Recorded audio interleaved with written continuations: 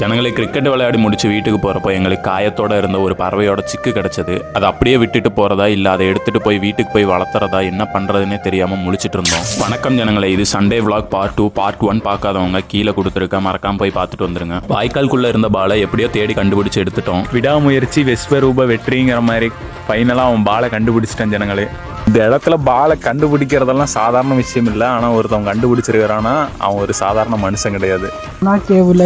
பாலை எடுத்துட்டு மேலே போகிறதுக்குள்ளே நம்ம ஆடிட்டர் நண்பரும் வந்துட்டாரு. வந்த உடனே நம்ம ஆடிட்டருக்கும் ஹோட்டல் ஓனருக்கும் வாய்ஸ் சண்டை ஸ்டார்ட் ஆயிடுச்சு. விஷயம் என்னன்னா, அவரை கால் பண்ணி கூப்பிடலையா, மெசேஜ் மட்டும்தான் பண்ணணுமா. அதனால டென்ஷன் ஆகி சத்தம் போட்டு இருந்தாரு. அப்புறம் அப்படியே சண்டை முடிஞ்சது பிச்சு செட் பண்ணி மேட்ச் ஆட ஆரம்பிச்சிட்டோம். மேட்ச் எப்பயும் போல விறுவிறுப்பாக இல்லாமல் கொஞ்சம் மொக்கையாத்தான் போயிட்டு இருந்துச்சு. அப்போதான் நம்ம கல்லூரியில் படித்த இன்னொரு நண்பர் அந்த வழியாக போயிட்டு இருக்கும்போது எங்களை பார்த்ததால வந்து கொஞ்சம் நேரம் எங்ககிட்ட பேசிட்டு அப்புறம் அப்படியே கிளம்பினாரு. நாங்களும் அப்படியே போதும்டா ஆடினது, வாங்கடா பேக்கரிக்கு போகலாம்னு கிளம்பிட்டு கிரவுண்டை விட்டு வெளியே வரும்போது கிரவுண்ட் ஆர்ச்சு கிட்ட இருந்த மரத்துக்கு கீழே ஒரு பறவையோட சிக்கு கிடந்துச்சு. நாங்கள் ஃபர்ஸ்ட் அது செத்துருச்சுன்னு நினைச்சோம். பட் அதுக்கு மூச்சு இருந்துச்சு. ஆனால் அதோட முதுகுல பெரிய காயமாயிருந்துச்சு. எங்களுக்கு என்ன பண்றதுன்னு தெரியல ஜனங்களே. ஆனால் நம்ம ஹோட்டல் ஓனர் அதை உடனே எடுத்து கையில வச்சுக்கிட்டான். ஆனாலும் என்ன பண்றதுன்னு தெரியல. நான் இது மைனாவோட சிக்கா இருக்கும்னு சொன்னேன். இன்னொருத்தவன் குருவியோட தான் இருக்கும்னு சொன்னான். இன்னொருத்தவன் என்னடான்னா கழுகோட சிக்கா இருக்குன்னு சொல்றான். எது கழுகா? எது நாகார்ஜுனாவா?